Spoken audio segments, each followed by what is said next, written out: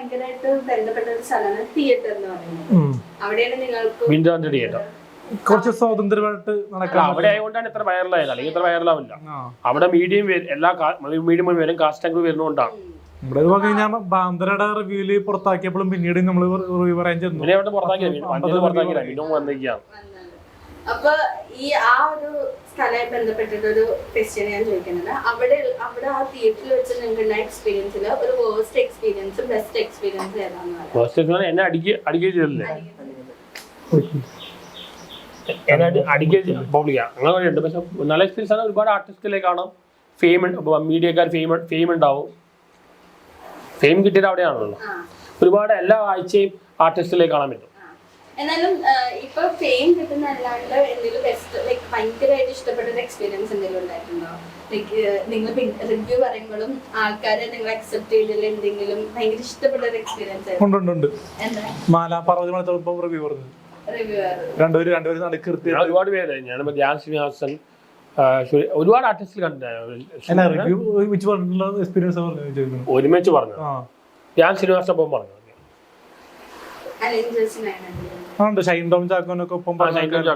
ഒരുപാട് പേരുണ്ട്, ഒരുപാട് ആർട്ടിസ്റ്റുകളുണ്ട്.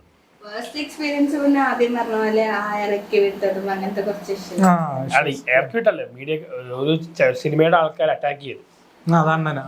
എനിക്കാ ആ സമയത്ത് ആരും തിരിഞ്ഞു നോക്കിയില്ല. അത് വിഷമമാണ്. മീഡിയക്കാരല്ല രക്ഷിക്കേണ്ട ആ സമയത്ത് വീഡിയോ എടുത്തോണ്ടിരിക്കുകയും ചെയ്തു. ആദ്യം മുങ്ങിയ ആള് പുള്ളിയാണ്. അല്ല, ആ സംഭവം നടന്നപ്പോ ആദ്യം മുങ്ങിയ ആള് പുള്ളിയാണ്. ഞാനും മറ്റേ ഗോവിന്ദ് പത്മസൂര്യ ഉണ്ടല്ലോ, പുള്ളിയായിട്ട് തിയേറ്റർ ഉള്ളിൽ കയറി പേടിച്ചിട്ട് ഒറ്റ മുങ്കല്ല. പിന്നെ ആളെ കണ്ടിട്ടില്ല ആളാ. പിന്നെ കണ്ട രാത്രി ഷോർട്ട് ഫിലിം റിലീസ് ചെയ്യാനായിട്ട് ഞാൻ കേസ് അവിടെ പേടിച്ച സമയത്ത് പുള്ളി അത് പറയാടാ, പുള്ളിയുടെ വീഡിയോ ഇടണോ വൈറലാവും. വൈറലായി അത് ആ സമയത്ത് ഇടണോ പൊട്ടികൾ പിടിച്ചേ. അതുപോലെ ടെൻഷൻ ചെയ്ത സമയത്താണ്. റീച്ചുള്ള സമയത്തല്ലേ ചെയ്തിട്ട് കാര്യമുള്ളൂ. എന്റെ അവസ്ഥ മനസ്സിലാക്കട്ടെ, ഞാൻ ഇവിടെ കേസാവും വല്ല ടെൻഷൻ വന്ന് പറയണ്ട, അവന്റെ വീഡിയോ ഇടണോ ഇപ്പൊ റീച്ച് കിട്ടുമോ. ഈ തലതെറിച്ചതിന്റെ കഥയുടെ പിറകിൽ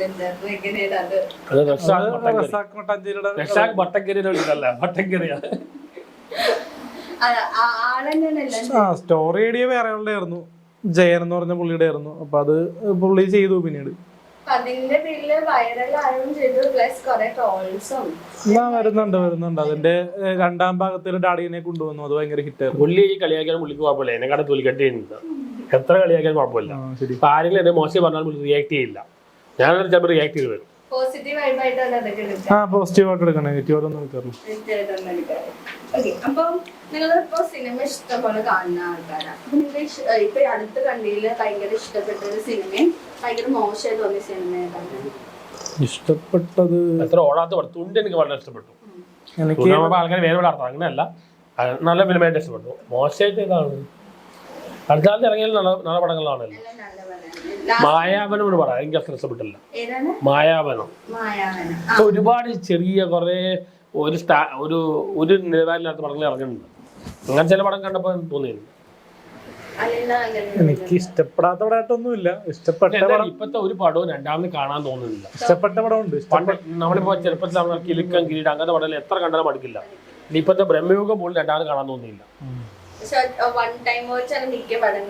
മിക്ക പടം വൺ ടൈം വാച്ചാണ്. വിവേകാനന്ദം വയറിലാണ് എനിക്ക് ഇഷ്ടപ്പെട്ട പടം. അത് നല്ല ടീമായിട്ട് ഡിസ്കസ് ചെയ്തത്, പക്ഷെ ഫിലിം ഫ്ലോപ്പായി പോയി.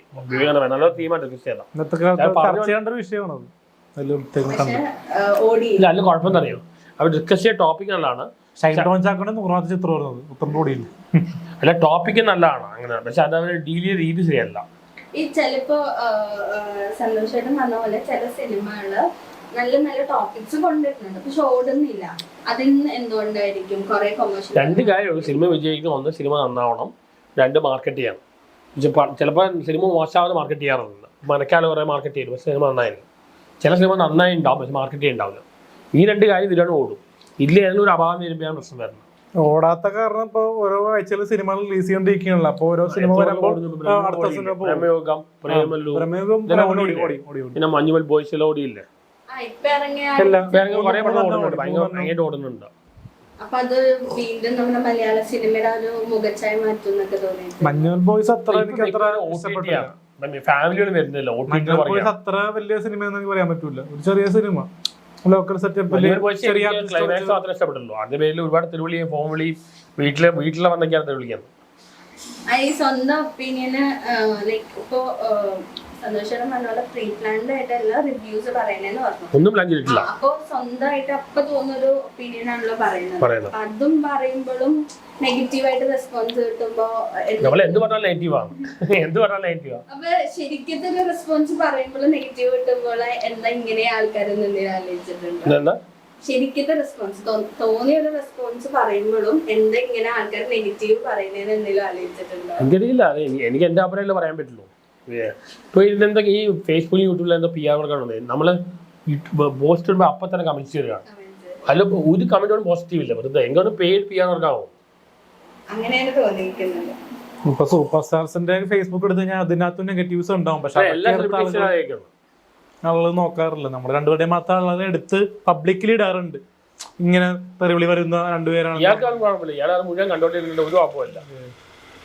നമ്മളെ പറ്റി റോസ്റ്റിംഗ് ഒക്കെ ചെയ്യാറുണ്ട്. റിവ്യൂ റോസ്റ്റിംഗ് എന്നൊക്കെ പറഞ്ഞ് വേഷം കെട്ടൊക്കെ കുറെ യൂട്യൂബുകാർ ചെയ്യാറുണ്ട്.